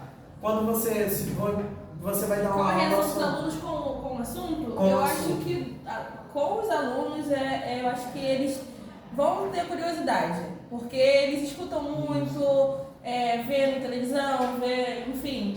Eu acho que da parte dos alunos vai ter curiosidade e interesse sobre o assunto. O que vai não ser tão bom vai ser da parte dos responsáveis, talvez. Talvez a direção também. Então. Mas eu acho que dos alunos provavelmente vai ter interesse sim.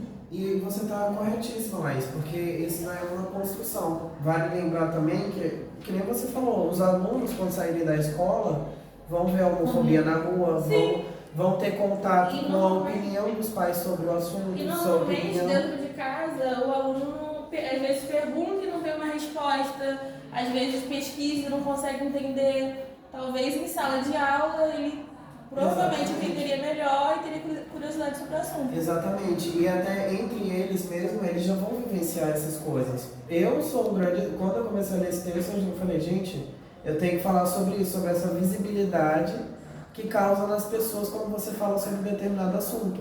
Porque quando a gente começa a falar sobre norma, que isso daqui é correto, você começa a jogar uma luz aqui, falando, olha, isso daqui é diferente, isso daqui tem que ser incluso. Mas para de questionar a construção dessa norma, que é o objetivo. Então, o CEFNE ele vai demonstrar, eu vou ler um caso para vocês, gostaria que vocês acompanhassem no celular, de como tem um ideal a ser alcançado, mas como quando vai no real, no concreto, nas interações dos alunos, isso se transforma totalmente. Porque ao invés dos alunos estarem falando, não, isso tudo aqui é norma, a gente não tem por que ter preconceito, tudo isso, vocês vão encontrar esse relato na página 154, tá? Do texto. Então, isso é parecido com aquela história que eu conto para vocês do método de alfabetização do Paulo Freire, né? Eu te contei para vocês essa história. Que um cara que tinha uma universidade no Nordeste que estava fazendo um trabalho de alfabetização com trabalhadores da construção civil. Acho que você contou na Turma da Noite. Ah, na Turma da Noite. E aí, eles... Era o método Paulo Freire. Então, o que eles fizeram? Eles tinham reuniões na universidade e, tipo assim, os bolsistas iam na construção civil e alfabetizar os adultos, né? Pelo método Paulo Freire. Então, eles pegavam palavras geradores da realidade deles. Aí pegavam o tijolo, a enxada, o cimento e tal, e não estava dando certo. Os trabalhadores não estavam motivados, não estavam interessados. Aí eles trouxeram isso de novo para a coordenação do projeto na universidade. Aí eles foram ver, aí o cara falou assim, pergunta o que está acontecendo.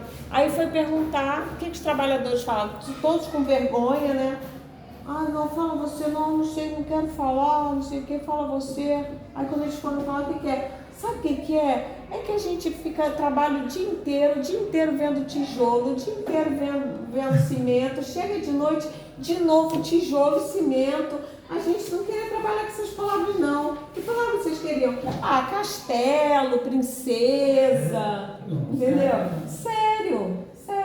Então, olha como é interessante, porque era uma projeção da universidade achar que eles queriam falar das coisas deles, só que eles não queriam aquilo, entendeu? Tem um outro caso também muito legal, que até foi um cara que eu conheci, um professor de geografia aqui, que não está mais aqui há séculos, foi o primeiro da geografia que chegou. Ele foi trabalhar no projeto da escola indígena. E aí ele falou assim, eu estou adorando, estou encantado, porque eu tenho tanto que aprender com eles, e tal, com os indígenas, eles têm uma noção de cartografia, do espaço maravilhoso e tal. Eu só estou ouvindo aquilo, né? Estava achando interessante. Aí, com o meu lado crítico. Aí um dia ele chegou também meio contrariado, eu falei, o que aconteceu? Ele falou assim, nossa, eu levei uma bronca. Aí eu falei, por quê? Porque o cara me chamou e falou assim, olha, chega de querer saber como é a nossa geografia. A gente quer saber a geografia do homem branco. A gente está aqui para saber a geografia de vocês e não para falar da nossa. Maravilhoso, né? Porque assim, escuta aqui, vocês são pagos para quê? Para ensinar a gente. Sabe a nossa? A gente já sabe, a gente quer de vocês, do homem branco. Que é essa daí que passa no vestibular, que abre as portas, né?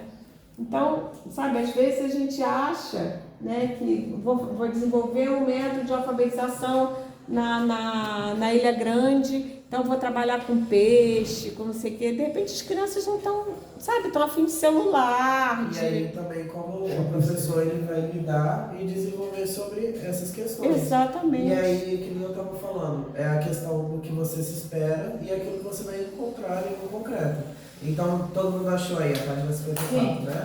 Agora eu vou ler uma parte do texto, aí depois a gente fala sobre, se vocês tiverem algumas dúvidas ou quiserem pontuar algumas coisas, tá? Qual é o nome do... Eu não cheguei. É a 154. Mas qual é o nome? Encontro 4. Encontro 4? Não, é o 2, É siga não, é 4. Não, gente, peraí. É 4, siga 4. É encontro 4. Eu vou mandar de novo, peraí. Gente, vocês depois têm que ter... Eu vou começar com vocês de como organizar o material de vocês. É o Siga Meus Bons, aí quando... 154. Aí lá no finalzinho... Não, 154. Tá lá no finalzinho assim, ó, terceira cena, é o início de um parágrafo. Eu mandei no grupo. E, gente, o legal desse texto é que ele foi, se eu não me engano, publicado numa revista, né, professora? Sim, Educação e Pesquisa. Sim, Educação da USP. Todos esses artigos que a gente vai trabalhar são artigos científicos publicados em revistas científicas. Posso começar? Pode. Acharam terceira cena lá no final? Agora depois, Lucas, terceira como é que cena, você achou? Só um parênteses, como é que você achou tão facilmente seu texto? O meu? Depois que você me deu a dica de conhecer o coração do texto. Não, como é que você localizou no seu celular tão rápido o texto? Os alunos demoraram. Eu fui no grupo. No grupo. Ah, no grupo? Mas eu achei que era Foi lá, terceira, eu peguei achei quatro. terceira. Ah, tá. Mas depois eu queria conversar com vocês sobre isso. Vocês guardam os textos no grupo? Sim. É, o favorito. É o favorito meu, geralmente. Ah, tá. Vocês têm que organizar melhor o material de vocês. Essa coisa da nuvem não é boa ideia, não? Abrir umas pastinhas? Ah, lá, não sei. Lá eu acho mais difícil pra mim.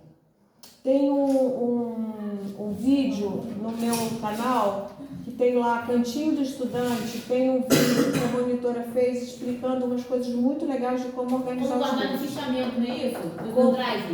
No Drive. Você me passou também pra gente. Tem. Então é rapidinho, é um videozinho rapidinho que ela explica, dá umas dicas ótimas para quem estuda com celular. Então posso começar a ler, gente? Pode. Vamos dar show? Então vamos lá, terceira cena, lá no final. Então, peraí, então vamos lembrar. Essas cenas são cenas fruto da entrada no campo dele, do trabalho de campo dele, tá? Então são cenas que ele descreveu, que ele fez uma descrição densa, conforme a gente aprendeu com o Lourenço na semana passada, né? Exatamente. Descrição densa é um termo do Gertz. Então o cara foi lá, o Fernando, ele fez trabalho de campo com observação participante, ele ficava no cantinho da sala observando meses, né?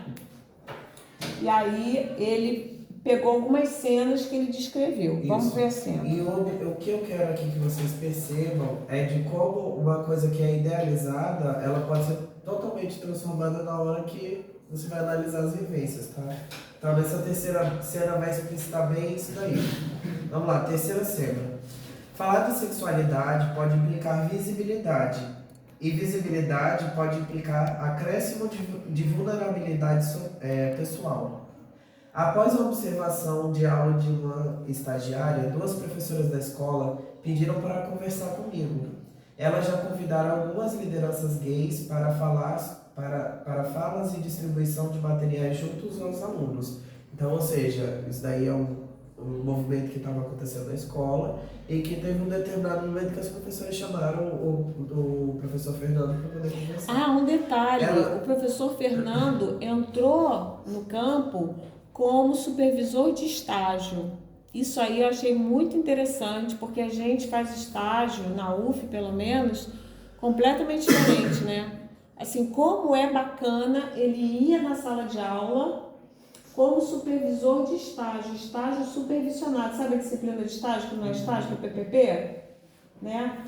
Ele tinha que ir para ver o aluno dele, por exemplo, digamos que eu fosse professora de estágio, aí o Lucas ou o David vai dar aula na Verome. O normal é assim, quando a gente vai dar a aula, né? O professor vai e fica te observando. Maravilhoso, não é? Uhum. Mas aí com essa coisa de currículo é móvel, a gente perdeu a especificidade do estágio, na minha opinião. Aqui no Rio Grande do Sul, o estágio funciona de uma forma ortodoxa como a norma, né? Eu acho boa, né? Então o professor Fernando era o professor da universidade que ia na escola supervisionar a aula, por exemplo, da Suzana, do David, do Lucas, da Cassiane, da Rose, do Felipe, de quem quer que fosse, dando a aula. Aí ele viu lá a situação. Aí por isso que ele era chamado, né, para conversar com as professoras. E aí, olha a surpresa. Disseram-se bastante atrapalhadas com certos resultados das ações que haviam feito. Em particular, recordaram que o que as havia estimulado a envolver-se nisso tudo era um histórico de ofensas e agressões ocorridas na escola, sofridas tanto por alguns meninos mais delicados, e aí delicados ele vai se referir exatamente, mas não como uma forma taxativa, entendeu? Ele vai usar esses termos justamente para não falar sobre a identidade da pessoa, mas sim para reforçar os estereótipos que as pessoas empregam Ou seja, os termos nativos, né? Exatamente. Assim são os termos nativos. Como é que as professoras falam desses meninos? Ah, ele é muito delicado. Sabe como é que é? Ele é delicado, delicadinho. É aquela menina que é bem abritalhada, sabe? Aquela menina que joga... Sabe aquela que joga futebol com os meninos de igual para igual? Que pega nas canelas mesmo? Sabe aquela? Assim que eles falam, né? E aí, sofridas, vamos lá, envolver-se nisso tudo era um histórico de ofensas e agressões ocorridas na escola, sofrida tanto por alguns meninos mais delicados, quanto por algumas meninas que manifestaram o desejo de namorar outras. E que foram amplamente criticadas, sobretudo pelos professores, gerando uma situação muito complicada, situações muito complicadas e vexatórias na escola. No ver das professoras, as alunos e alunas que sofreram problemas deveriam ser os mais beneficiados por todas as ações que elas já haviam promovido na escola, ou seja, aquilo que é o ideal que aconteça, né? Ocorre que elas vêm percebendo que as coisas não são bem assim. E em mais de uma oportunidade, essas supostas vítimas das agressões manifestaram desconforto com a visibilidade que adquiriram e relataram fatos que entristeceram as professoras. Entenderam o problema, gente? Ou seja, o que era esperado dessa ação pedagógica? Essa ação pedagógica ela foi desenvolvida para proteger as vítimas, entre aspas, né? Ou seja, aquelas crianças ou adolescentes que estavam sendo excluídos a partir da construção da norma da heteronormatividade. Então elas pensavam, poxa, com esse programa Brasil não homofóbico, né? A gente vai desenvolver esse programa na escola, vai discutir o problema e essas pessoas vão ficar finalmente super felizes, né? Porque vão sair do armário tranquilamente, não vão ser mais agredidas. Mas não, elas ficaram... Um aluno chamado Renato reclamou que em 2 situações, quando elas trouxeram uma liderança gay para uma entrevista coletiva e quando elas passaram alguns vídeos de campanha contra a homofobia, os demais colegas da turma, tanto meninos quanto meninas, alegaram que tudo aquilo era feito por causa do Renato. Uma menina, amiga do Renato, disse que ela preferia aula de matemática ao invés de ficar falando dessas coisas. Porque, afinal, o que tinha que ser feito para punir os guris que faziam as agressões, e pronto. Não, o que tinha que ser feito era punir os guris que faziam as agressões, e pronto. E as professoras, em vez disso, ficavam agora tirando eles das salas de aula para essas palestras. Então, eu fiquei chocado quando li isso.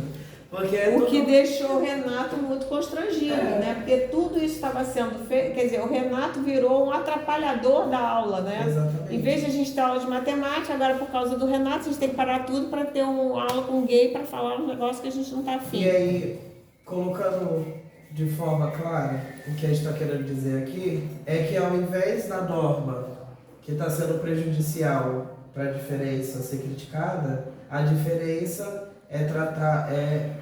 é a parte da segregação. Uhum. Então é aí que a norma segrega, porque ao invés da norma do que é o status quo ser questionado, não, eles só vão falar, tá vendo? É por causa da diferença. Eles que são as diferenças. Ou seja, o que o autor fala, eu achei bárbaro isso, né? Não sei se eu vou dizer sutileza, uma sagacidade do autor, né? O que ele reparou? Ele reparou que essas ações, por mais bem intencionadas que fossem, e eram bem intencionadas, elas geravam um efeito contrário, justamente elas expunham, entendeu? Quer dizer, a norma já estava ali, o cara já era excluído, mas ele aguentava aquelas agressões, ele suportava melhor as agressões que a norma impunha do que a visibilidade que o projeto anti-norma passou a impor a ele. Dois sentiram mais expostos. Exatamente. Sentiram mais expostos. Aquilo foi mais agressivo para eles do que ser chamado de viadinho, de não sei o que. Viadinho para eles já estava tranquilo. E se vocês perceberem, é quando aqui a menina ou a pessoa que fala, um dos alunos que falou, que as palestras não eram por causa do comportamento das pessoas, eram por causa do Renato. Isso. Entendeu? Então o que acontece? Aí a sagacidade do autor ele vai chamar a atenção que esses projetos pedagógicos, políticos, projetos político-pedagógicos, né, de ação contra a homofobia, eles focavam o que escapava da norma, mas quando eles davam o foco no escapava da norma, o que eles faziam? Eles reforçavam a norma. Tá entendendo? Que ela falou assim, você não faz uma palestra sobre ser heterossexual, você faz uma palestra sobre ser homossexual. Então isso só marca mais ainda a diferença. Doido, né? E os pedagogos bobinhos pensando que estão fazendo tudo por bem, né? Os pedagogos somos assim, um pouco missionários, bonzinhos, né? A gente tem um pouco de jesuíta, não tem? Então, os antropólogos a antropologia ajuda o pedagogo a perder essa inocência jesuítica, missionária que os pedagogos têm, entendeu? Vamos ver bonzinha, não pode brigar mais com amiguinho, não chama mais amiguinho de viadinho, aí isso piora ainda mais a situação, depende, né? E aí, continuando aqui com o Fernando, nossa, parece que eu tomo chá com ele todo dia, né? Chamando de Fernandinho. Mas ainda, as professoras me mostraram uma carta de outro aluno, Pedro, em que ele discorria sobre uma série de enfrentamentos que teve para assumir sua homossexualidade. Da carta, elas ressaltaram um trecho sobre o qual haviam conversado com Pedro e que diz o seguinte: uma cena que me marcou muito antes dos meus 17 anos foi quando eu tinha ficado com o guri e ele queria coisas a mais. E eu disse não. Ele ameaçou e disse que ia contar para todo mundo e eu não acreditei. E nem dei bola. Um outro dia eu ia indo para a escola e ele gritou no meio da rua e eu me senti muito mal. Eu tinha vontade de fazer um buraco no chão e me enterrar. E aí o Safner ele vai continuar. Pois bem, a conversa com o Pedro sobre essa cena, então o colega havia gritado alguns insultos a ele, chamando publicamente de bichinha, viado, bicha, viado, bichinha. Pedro acabou referindo que depois de algumas atividades na escola em relação à homossexualidade, tanto meninos quanto meninas que eram seus colegas, agora puxavam o assunto com ele de modo tanto debochado. Mesmo quando misturado com algo amistoso, querendo saber de detalhes da sua vida sexual. Se ele era passivo, se ele era ativo, passivo, se ele chupava, se ele já tinha feito isso ou aquilo. É muito Dessa doido forma, isso, ele né? terminou por revelar que queria apenas ficar no seu canto, sem que ninguém lhe perguntasse nada, e que as palestras estavam provocando um mar de perguntas. Que interessante. Né? Muito Olha interessante. que pesquisa interessante, né? Porque ninguém chega para um heterossexual e pergunta: e aí, você é casada? E aí, vocês trepam todo dia? Como é que é? Ninguém pergunta nada, né? Porque está fora de perguntar a norma, né? Então não tem que perguntar nada. Olha que doideira, e a gente não pensa sobre isso. Quer dizer, quando você dá o foco para aquilo, isso serve, gente, para qualquer outra coisa, né? Para você chamar um menino para falar da sua religião, se for uma religião super exótica, minoritária, por exemplo, vai ficar todo mundo olhando para ele e vai passar o resto da vida todo mundo sacaneando o cara porque ele é, sei lá, testemunho de Jeová, entendeu? E aí eu vou usar as palavras do Sefner para a gente poder concluir essa nossa reflexão, tá? E aí vocês podem acompanhar aqui no texto, mas eu vou pulando algumas partes. Programas de combate à homofobia... Continuem no mesmo parágrafo, tá? Na parte de baixo. Programas de combate à homofobia não conseguem andar separados da promoção de visibilidade da identidade homossexual. Dessa forma, por vezes, efetua uma captura dos indivíduos em tal identidade. Em outros termos, podem reduzir as pessoas à sua orientação sexual. Ou seja, cria uma essencialidade, né? Ninguém é essencialmente nada. É aquela coisa que você estava querendo falar do existencialismo, né? Que é uma coisa muito que você quer falar, Cássio? Ele era no começo, né? Mas eu não segui nem o meu roteiro. Depois legal. ele vai concluir também. Terminam por produzir certa obrigação de se expor, ao mesmo tempo em que reiteram a invisibilidade dos heterossexuais, que permanece na sombra. Aí a gente pode trocar sombra por norma.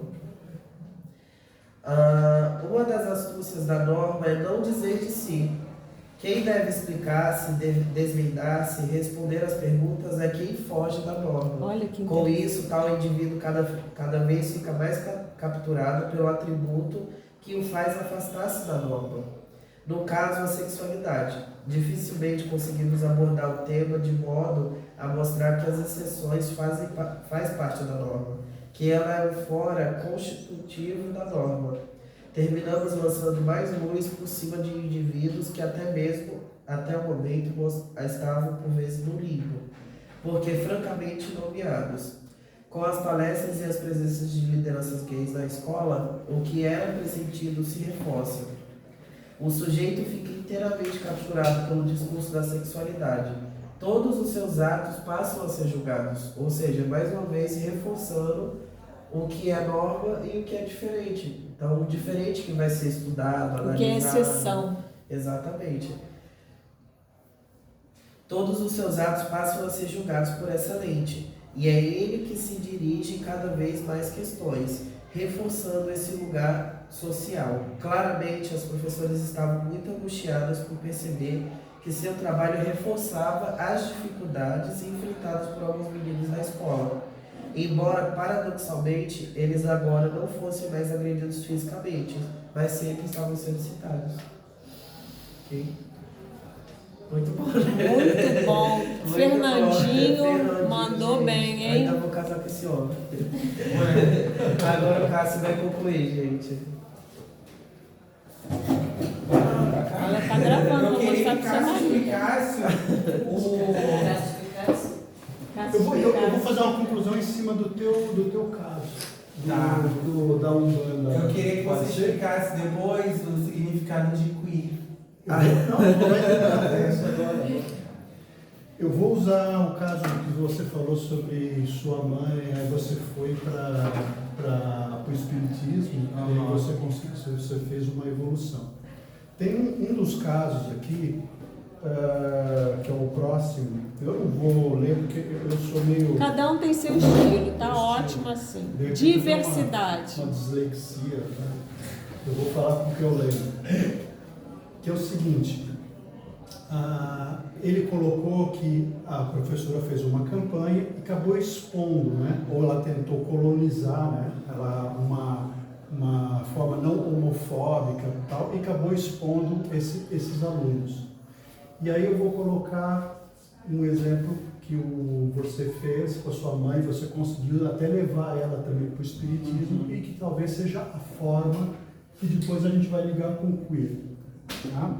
Que é uma forma feminina, que a professora falou que as mulheres melhoram os homens, né? Talvez Deus fez isso, né? Quando ele pôs a Eva no mundo, porque o homem não evoluía, né? Estava lá só na vagabundagem no paraíso, aí Deus falou assim... Olha, Lacan uma vez perguntado se ele acreditava em Deus, ele disse que ele não acreditava em Deus não, que ele acreditava no gozo das mulheres, no gozo feminino. Eu acredito isso, eu não acredito na Lamaçã, eu acredito que ele ficava lá, aí o dia que ele transou ainda com a dizia, mulher, pobre aí ele do falou, homem. poxa, eu preciso continuar transando com essa mulher. Ela falou assim, então vai trabalhar, vai evoluir, porque vai continuar. Mulher é bacana, né? Aí começou a caixa de Pandora, né? Aí, para continuar, bom, vamos voltar aqui. Aí é o seguinte, tem um caso que um professor estava mostrando uma guerra como é que chama? Na Grécia, aquela do filme 300. E aí os meninos, né, os másculos, né, falam, olha que legal, nós vencemos, nós somos fortes e tal. E no meio dos slides do professor, mostra uma foto de ele só de capa, quase nus ou só de sunga, se abraçando e trocando carícias. Aí uma aluna pegou a menina, as meninas estavam super chateadas com os meninos, por causa da violência e tal. Falou assim, nossa professor, posso te fazer uma pergunta? Falou assim, eles se amam ou estão trocando afeto? E o professor não soube explicar. E aí ele mostrou a fragilidade do que é hoje ou ser homem ou ser mulher. E os próprios meninos se questionaram. Porra, quer dizer que o cara, aqueles soldados eram gays? E soldado gay. E então os caras eram gays e ganharam guerras, eram espartanos. Aí questionaram, pô, mas também os romanos também eram gays? Aí começou a discussão. Então, tem uma socióloga não, ela que fez uma teoria que chama queer. O que vocês falam? Queer. Que eu achava antes que queer era um dos gêneros novos, mas não é. É uma teoria que seria um guarda-chuva para englobar tudo isso daqui e que talvez para o futuro seja a nova norma. Então, assim, não é você pegar e falar assim, ou não sei se isso eu posso chamar de norma, mas a nova tendência de você entender a todos. Eu até trouxe um filminho, posso colocar? Pode. Ele é preparado. Que é o que o Seffner fala. Ele fala assim, hoje a gente não tem uma lei que consiga traduzir bem, né? Eu não estou criticando, né, como a gente colocou no início, mas ele mostra que a sala de aula ainda não está preparada para entender as diferenças ou a evolução do que está acontecendo, não no mercado, como é que eu posso dizer? Na sociedade. Na sociedade. E eu achei esse videozinho muito bonitinho, acredito que a professora vai gostar porque fala da parte feminina. Olha quantos recursos variados eles usaram para a aula, viu? Vocês podem bolar essas coisas também. Olá, pessoal, sejam bem-vindos. Hoje a aula é sobre Judith Butler. Judith Butler. Ai, meu Deus, vi essa mulher, gente. Ela tá badalada. Aumenta mais um pouquinho, cara. Você não Tá no máximo. tá. Lembrei, professora, das aulas da Drag Queen Rita Von Hunt. Sim. Ela é ótima. Cadê o... Lá na O ponta. somzinho que tava na ponta.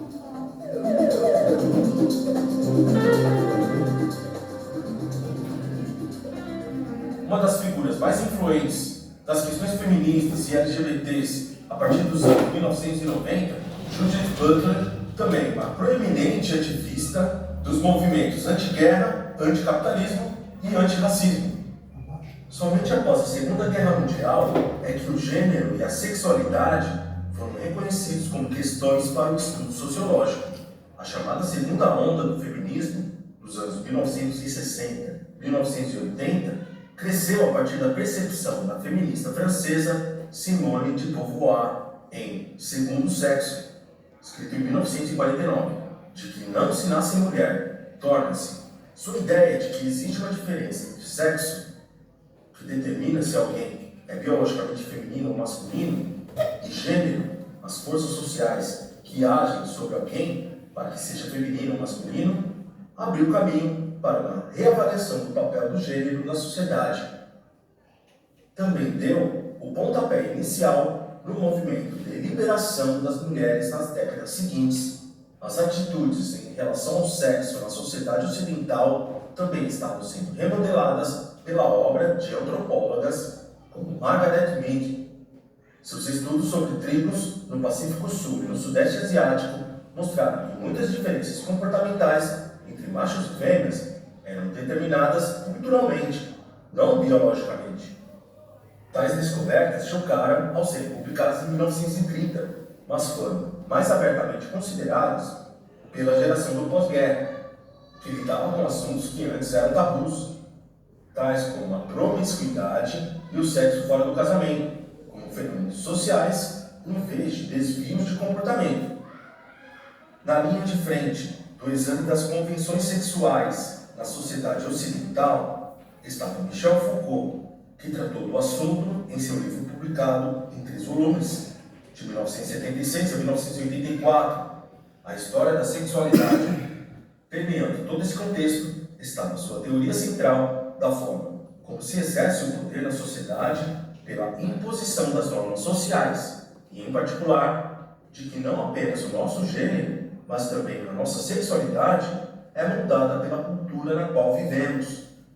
Assim como Beauvoir trouxe à tona a questão do gênero na esfera social, Foucault ampliou o debate significativamente ao incluir a orientação sexual e, de fato, todo o comportamento sexual. A geração posterior a Foucault cresceu numa era marcada pelo relaxamento nas normas sexuais, o amor livre nos anos 1960, a aceitação, ou pelo menos a descriminalização da homossexualidade em vários países e a liberdade sexual trazida pelo movimento da libertação das mulheres. Isso daí é um destoque, não é? A erudita americana Judith Butler, que pertencia a essa geração do pós-guerra, levou essa ideia ainda mais adiante. Embora aceitasse o principal argumento de Beauvoir, de que o gênero é uma construção social, Butler achava que o feminismo tradicional ignorava as implicações mais amplas dessa noção, simplesmente reforçando os estereótipos de masculino e feminino. O gênero não é tão simples, discorda ela, quanto a masculinidade e a feminilidade. Nem a sexualidade é tão simples quanto ser gay ou heterossexual. O gênero e a sexualidade não são tão polarizados nem tão fixos como viemos acreditar, mas podem ser fluidos, cobrindo um amplo espectro